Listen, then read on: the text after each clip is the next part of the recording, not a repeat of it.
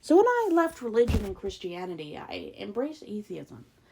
And I realized that after taking classes about CSA and SA and biblical history, church history, and world history, I learned exactly what religion really is. And even better, I know what religious leaders are and what they get away with.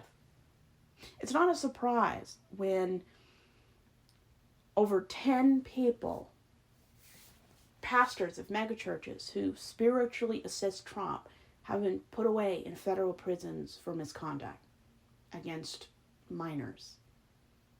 It's not a coincidence that people who are close to religion usually have dark closets. It's not a surprise that people who claim to be religious are the most likely to get in trouble. I know what religious leaders are capable of. And the irony is, they're the first people in the room to say we need to protect the children. They get you worked up, frantic, and paranoid so you don't notice when they start moving on or near your kids. I grew up Southern Baptist, which has the highest child misconduct in all Christian denominations. I saw an article about the Assemblies of God, which is a denomination my parents back in the 80s and 90s visited. It's not a surprise. I'm actually shocked when someone who isn't a man or white is caught. There's a reason why pastors teach that people who are not straight are predators. And they're not, okay? Less than 1% of people who are arrested for horrible things are not straight. It's extremely rare. There's a reason why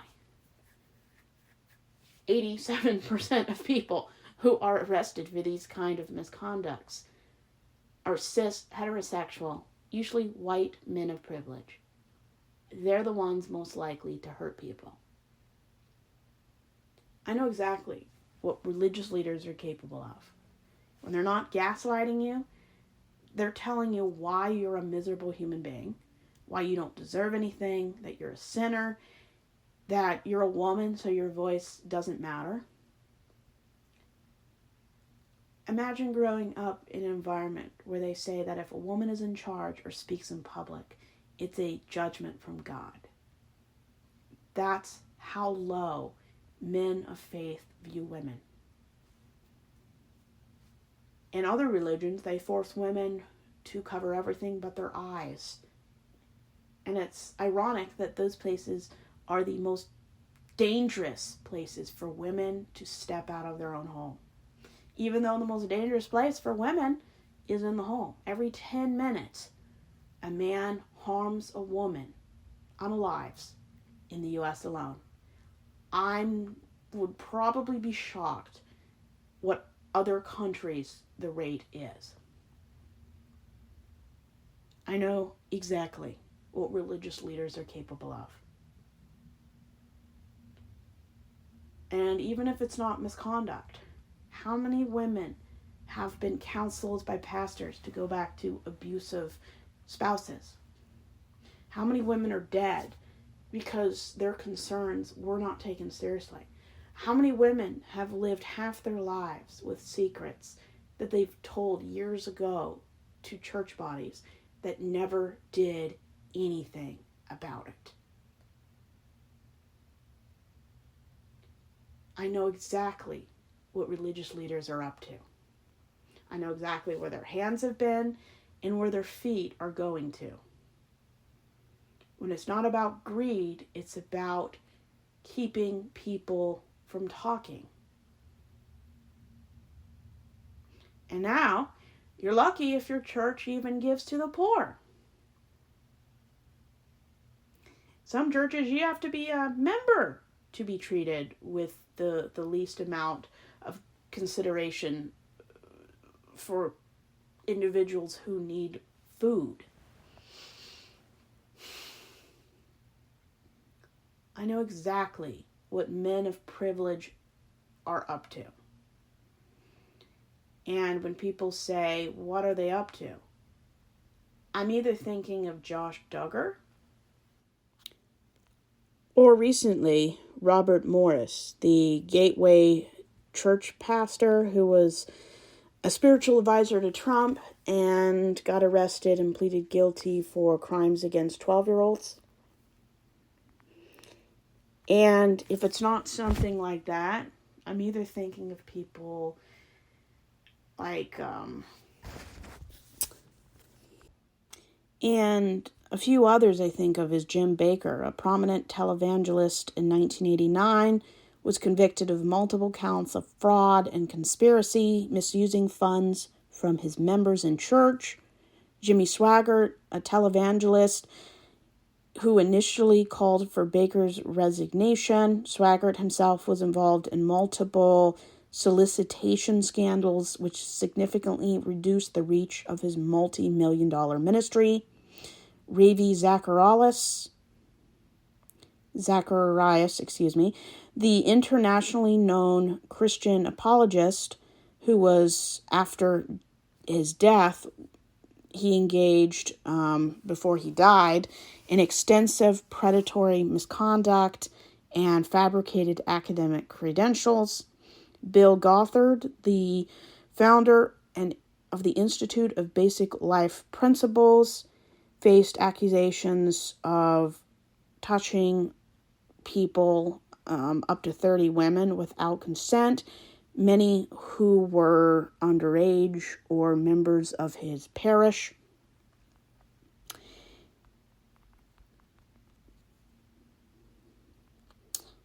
Bill Gothard, the founder of the Institute of Basic Life Principles, was associated with the Duggars family, the 19 kids and counting, which is the scandal having to do with Josh Duggar's incest.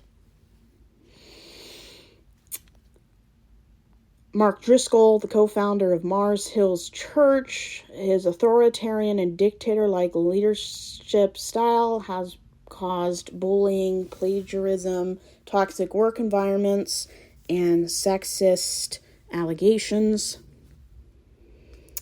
We've already talked about Robert Morris, inappropriate behavior and conviction for harming kids as young as 12.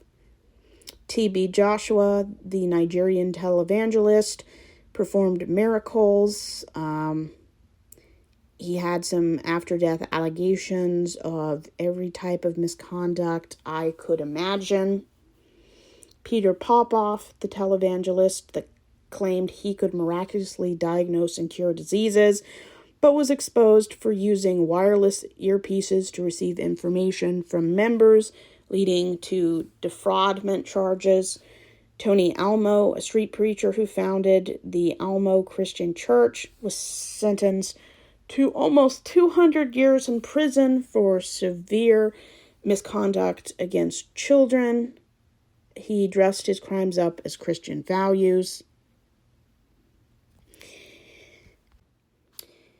Also, let's not forget about Ruby Franke, a member of the Church of Latter-day Saints. She was convicted of harming her kids and just general misconduct. She used her religious extremism through coaching services, which her partner Jody Hildebrandt was involved in. They used their beliefs to justify exorcisms and expelling evil spirits from their children. The convicted woman, who was a wife and mother, said her actions were God's work. She decided to withhold food and water from her children for extensive periods of time.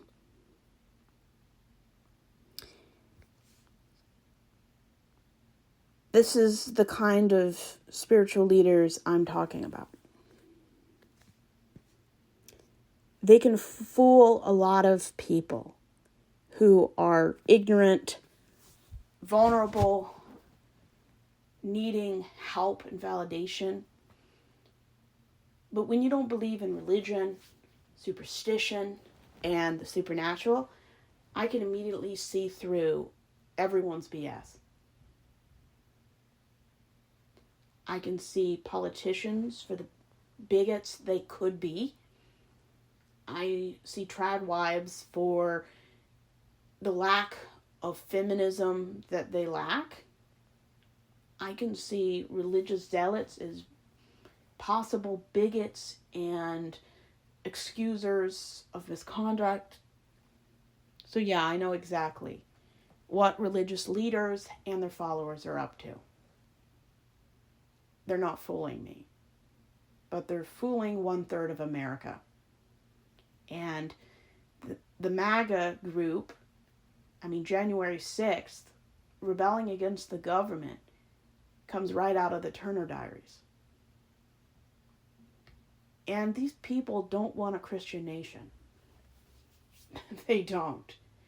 Because the Jewish nation, their laws of Moses, half the people in church would be guilty of capital crimes. Adultery, blasphemy, lying to God, misconduct against women got you the death penalty in the Old Testament. These Christians don't want a Christian nation because there's a good majority of men in church that are having affairs with married women. And in the Old Testament, anyone who knows the Old Testament knows what happens to men who touch other men's wives. I'll give you a clue. It was a capital crime. These people don't want what they think they want, because half of the Christians who call themselves Christians wouldn't be alive in 6 months after a theocracy took over. And we have to deal with those kind of things because of how these situations and systems operate. But I know exactly what religious leaders are doing. They've arrested at least 10 pastors who know Trump and are thick with Trump. And they've arrested them for decades of misconduct.